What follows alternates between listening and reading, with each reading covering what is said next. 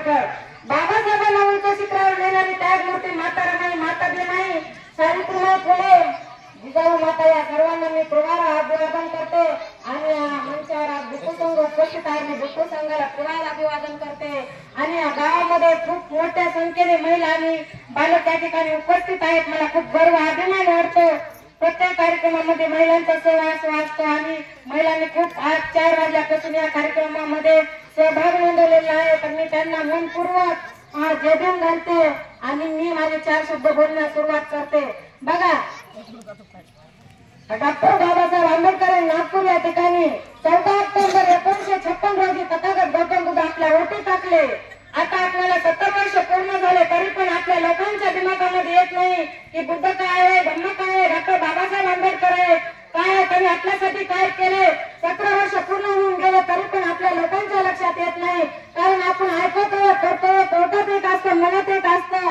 पण मी तुम्हाला इथं काळजीपूर्वक आणि एवढं सांगितलं की तुम्ही लोकांचं ऐकायचं नाही जोपर्यंत तुम्हाला तथागत गौतम बुद्ध कळणार नाहीत. आणि भिक्खू संघाचे जो प्रवचन आहे, त्यांचा जो उद्देश आहे, जोपर्यंत तुमच्या बुद्धीला पटत नाही, मनाला पटत नाही, तोपर्यंत तुम्ही कार्य करत नाही. जोपर्यंत तुमची शिलवान जन्माला येतात, घरोघर शिलवान जन्माला येतात. म्हणून मला म्हणायचंय, आज आपली दीपावली होऊन गेली. दीपावलीचं महत्व तुम्हाला माहित नाही. आपण काय आपण सण साजरे करतो, अनेक पदार्थ आपण त्या दिवशी साजरे करतो. पण आपल्याला दीपावलीला कुठलाही पदार्थ साजरे करायचा नाही.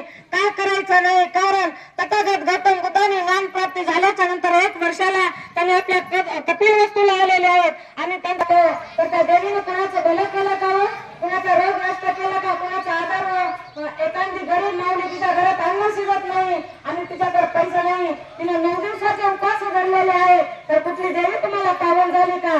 आहे का कुठल्या इतिहासामध्ये की कुठल्या देवीनं गरिबी दूर केलेली आहे, कुठल्या देवीनं कुठल्या मुलाचं शिक्षण पूर्ण केलेले आहे का कुठल्या इतिहासामध्ये? ना, अजिबात नाही. तरी पण आपल्या महिलांच्या लक्षात येत नाही.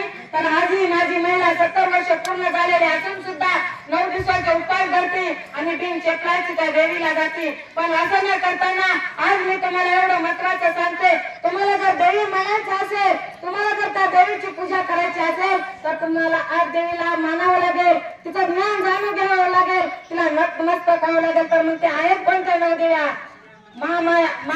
पहिली जर देवी असेल तर महाप्रजापती. का त्या देवीला माता मानायची? ज्या महाप्रजापतीनं आपल्या पतीला जर स्वप्न कल्याला सांगितलं नसतं तर तथागत गौतम